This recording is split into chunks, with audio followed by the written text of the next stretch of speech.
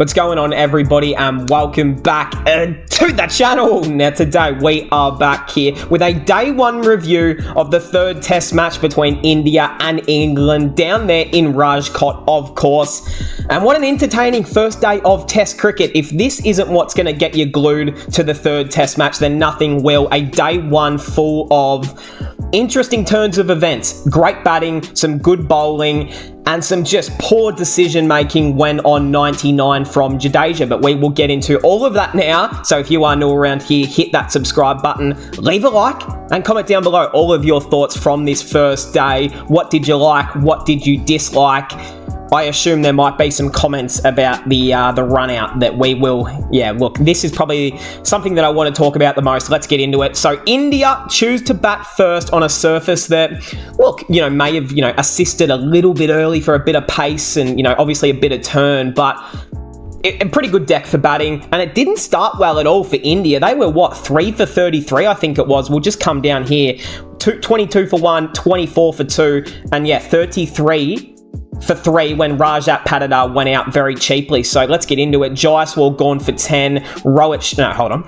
We'll talk about you in a moment, Hitman. Shubman Gill then gone for a 9-ball duck. Mark Wood, early damage. He was getting that ball to talk early, of course, now into the team. And we knew this was going to be a possibility, and looks like a smart move early here from England. They were just kind of lacking that big, key, scary pacer to kind of do work like a Bumrah has. So I think actually a really handy inclusion. And then Rajat Patidar went to some spin of Tom Hartley, kind of just caught up in the surface, and he puts one up and he's out. Straight to Ben Duckett for 5, and he has not looked comfortable in any innings at the crease so far. And I don't know if it's due to nerves, I don't know if it's due to getting unlucky 3 times, but he just kind of needs to settle in.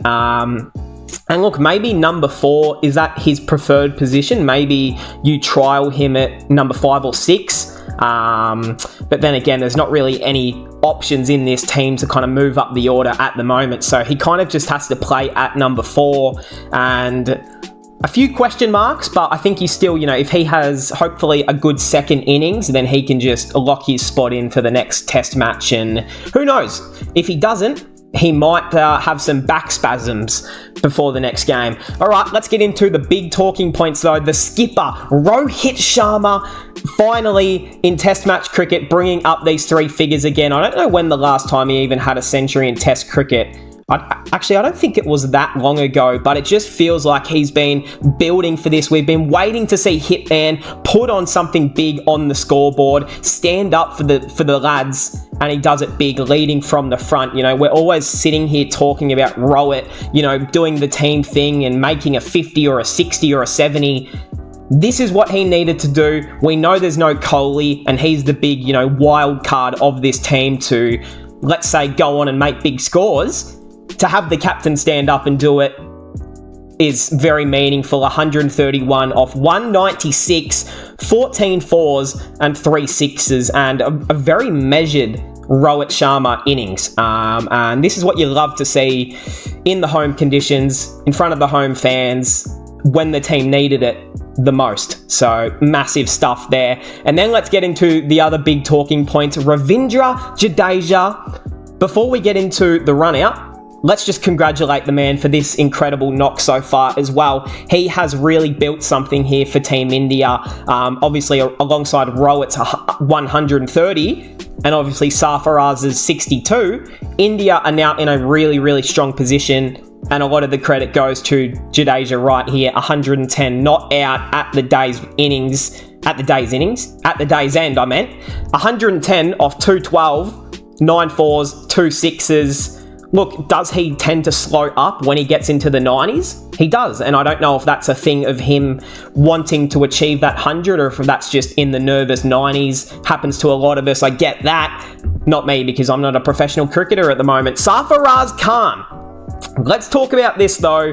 Run out.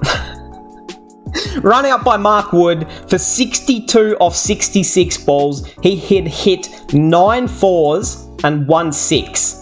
He was looking like prime I don't know. He was looking like one of the great batsmen you've ever damn seen play in Indian conditions. I mean, who would have thought that picking a guy who dominates first-class cricket in your home country would actually be quite good in your home country? Who would have thought? Not me. Not any of us. It's not like us as a channel and every fan has been calling for this for so long. What would the fans know, right? So...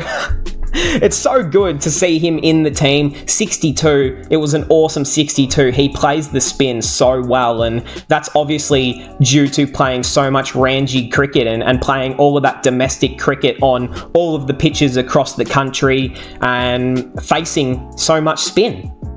And he looked so impressive against it. He came out the crease and had a clear game plan of what he was going to do, and then was run out. Jadeja, 99 at the other end. He hits it there. What was it? Straight to mid-on, I think it was, in close. He just taps it in. And Jadeja says, get me. Come on, we're going. This is going to be my century. And then Jadeja, he kind of takes a few steps and then he's like, hold on a minute. I don't think I want this run. Go back, Sarfaraz. And look, all due respect to Sarfaraz, he's not the quickest man on the planet. He's not Usain Bolt. He does a turn, and before he's turned around and taken a step, he is out. So you could tell it was a pretty tense moment between the two.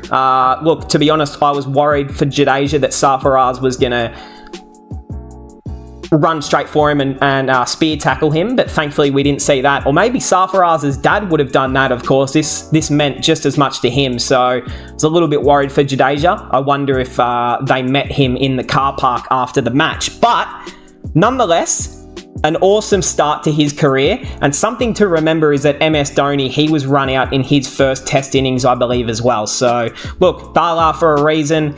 There you go. That's some consolation in that one. And it was very funny to see Rohit Sharma absolutely throw his hat into the ground after seeing him get run out. So that was pretty funny too. That was a good moment. Jadeja, though, of course, excellent. And obviously he felt pretty bad for him, but he then made the 100 the next ball and did the sword celebration.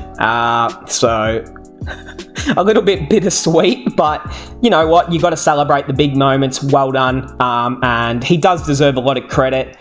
Just a little bit unfortunate, that one. And now let's get into the bowlers. Of course, we do have the other debutant coming in next, Jarrell. Excited to see what he can do. I'm sure it will be more than KS Bharat. The bowlers, Jimmy Anderson, he may be 75, he still looks good. None for 51. Mark Wood, 3 for 69. Tom Hartley, 1 for 81. Joe Root, none for 68. And Rian Ahmed, none for 53 off 4. So 3 wickets coming from a pace bowler at the moment. Of course, one of those being a run out, but it's been very important so far. Mark Wood, hasn't he? He's definitely been England's MVP. And India, Rohit Sharma, Jadeja, big on day one. So there you have it. India, 326 for 5 after day one. Leave me all your thoughts about this first day in the comments. Leave a like, subscribe if you're new, and I'll see everyone in the next one.